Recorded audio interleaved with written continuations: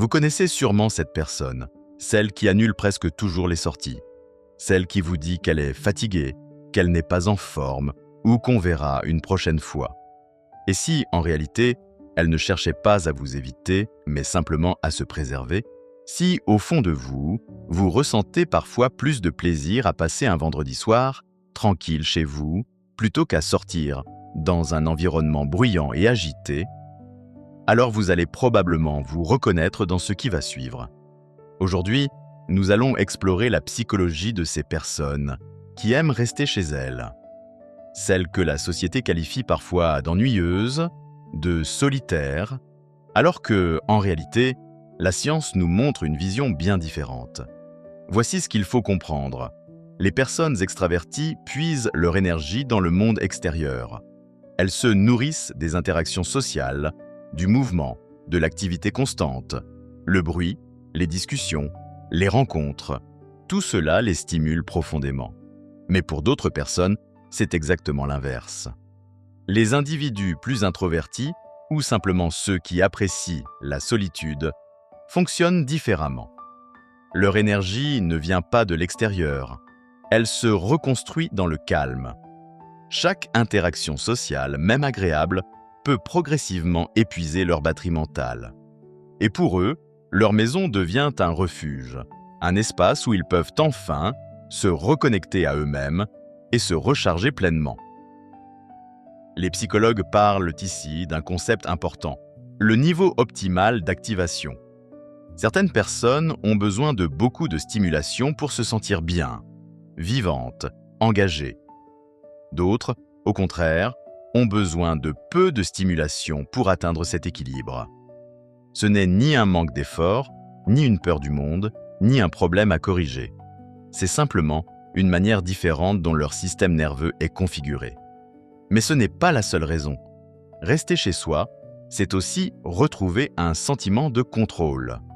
À l'extérieur, le monde est imprévisible.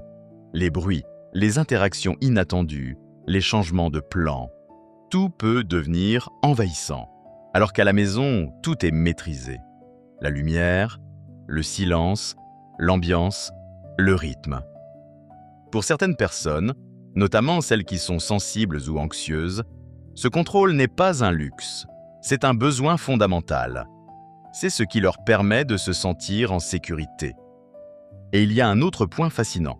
De nombreuses études ont montré que les personnes qui apprécient la solitude développent souvent une plus grande capacité de réflexion, une créativité plus profonde et une meilleure aptitude à résoudre des problèmes complexes. Rester chez soi ne signifie pas ne rien faire. Au contraire, c'est souvent dans ces moments de calme que naissent les idées les plus puissantes, loin du bruit, loin de la distraction, dans un espace où l'esprit peut enfin s'exprimer librement. Pas au milieu d'une foule bruyante, mais dans un silence choisi. Parfois tard le soir, quand tout ralentit, quand le monde extérieur s'éteint. Pourtant, notre société valorise énormément l'inverse. Sortir, voir du monde, accumuler les expériences visibles, montrer une vie active, remplie, dynamique. Les réseaux sociaux amplifient cette idée qu'il faut constamment être en mouvement pour exister pleinement.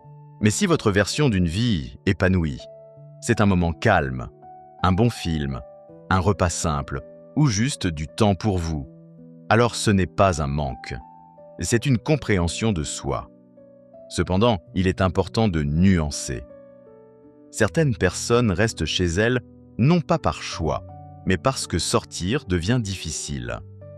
L'anxiété sociale, certaines expériences passées ou même un état dépressif peuvent rendre le monde extérieur lourd, voire inaccessible. Dans ce cas, la maison devient à la fois un refuge, mais aussi parfois une limite. C'est pourquoi il est essentiel de se poser une question honnête. Est-ce que je reste chez moi parce que cela me fait du bien ou parce que le monde extérieur me semble trop difficile à affronter? Dans un cas, il s'agit de paix. Dans l'autre, il peut s'agir d'une forme d'évitement. Mais pour ceux qui choisissent réellement cette tranquillité, il n'y a rien à regretter. Ils ne passent pas à côté de leur vie. Ils vivent simplement différemment. Ils trouvent de la satisfaction dans des choses simples. Le café du matin, leur endroit préféré dans la maison, la lumière qui change au fil de la journée, le silence qui devient une présence, des détails que beaucoup ignorent, mais qui, pour eux, ont une véritable valeur. Les psychologues parlent ici d'une préférence pour une faible stimulation. Ces personnes n'ont pas besoin que le monde extérieur les stimule en permanence parce que leur monde intérieur est déjà riche, vivant et suffisant.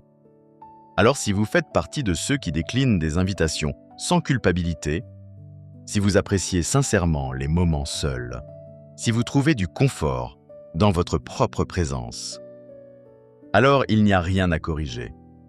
Vous êtes simplement orienté vers la profondeur plutôt que vers le bruit, vers la paix plutôt que vers la performance, vers l'authenticité plutôt que vers l'apparence.